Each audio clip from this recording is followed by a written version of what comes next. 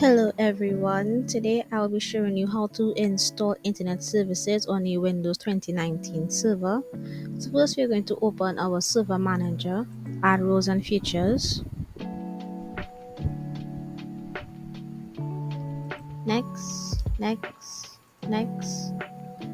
So we're making sure that our web server is installed. So mine is already installed.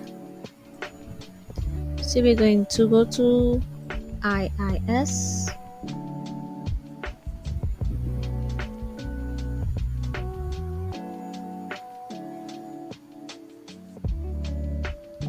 Right click, ISS manager.